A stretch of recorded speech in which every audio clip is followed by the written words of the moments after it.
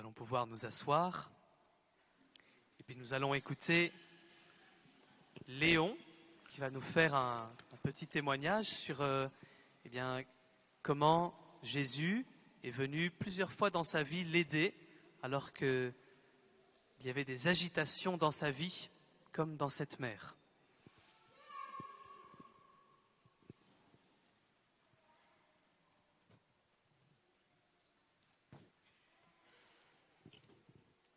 Oui, je peux.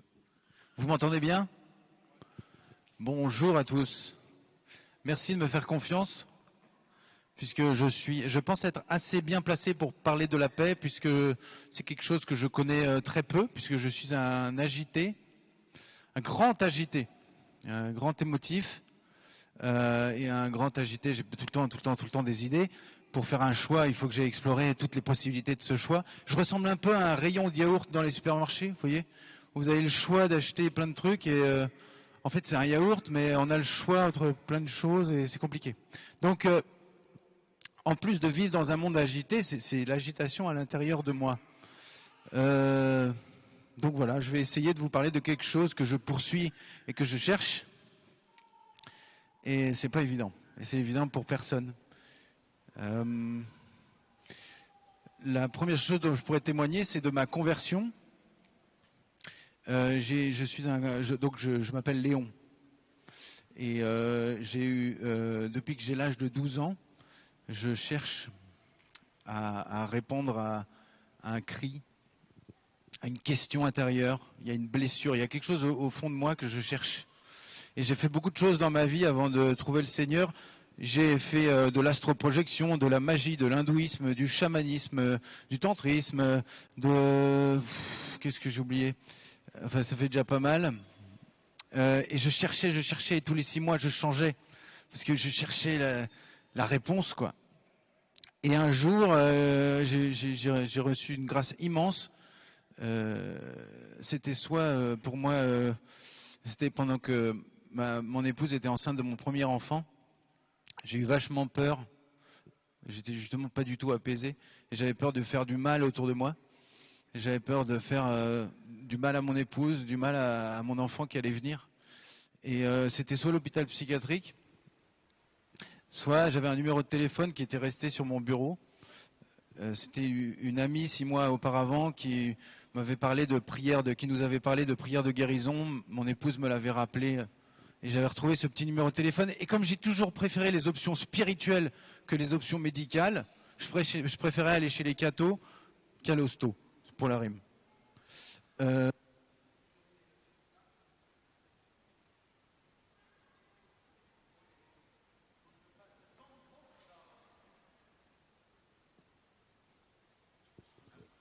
Excusez-moi, c'est bon, merci. Non, c'est bien. Il est bien celui-là. Donc je suis allé chez les cathos et ils ont prié pour moi. Et j'ai vu, de mes yeux vu, mon prénom écrit dans le cœur de Jésus en lettres d'or. Et j'ai pleuré.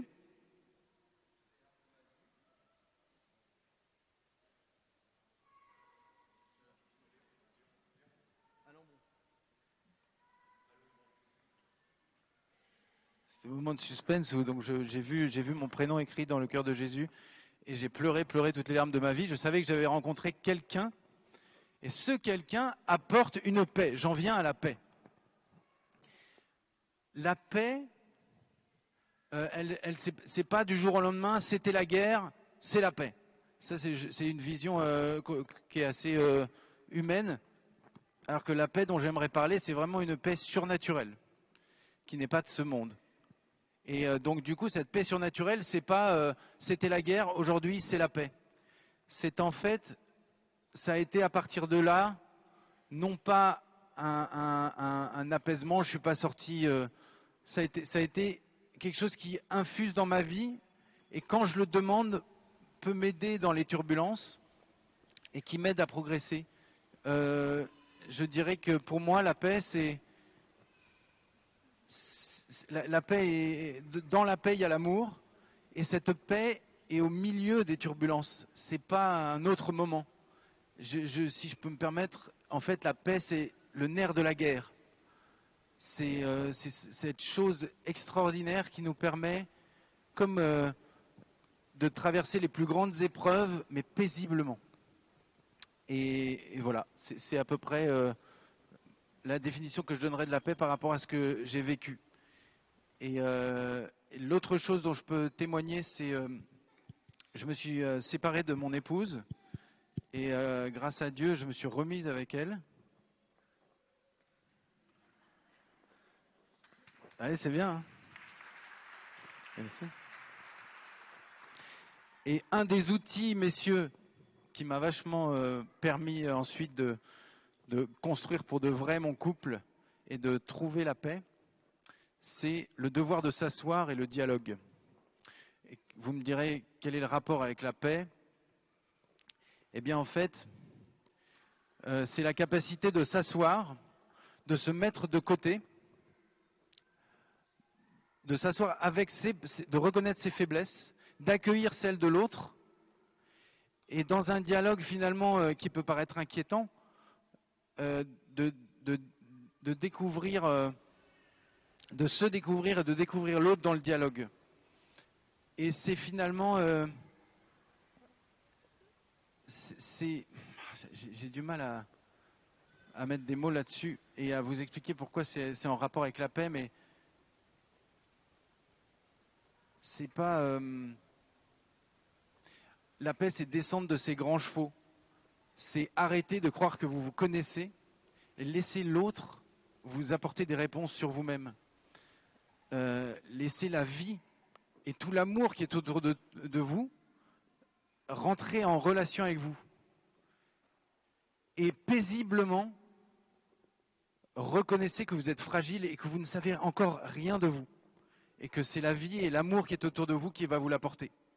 Et cette paix-là, eh ben, il faut juste la demander.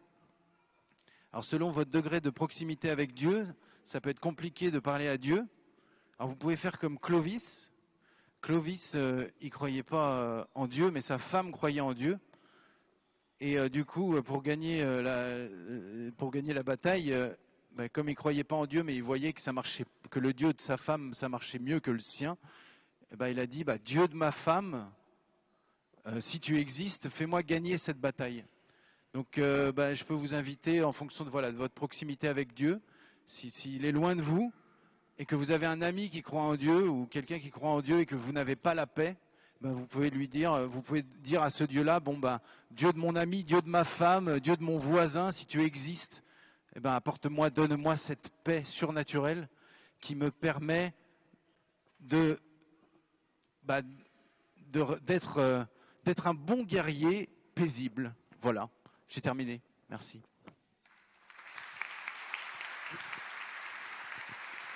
Merci Léon. Merci Léon.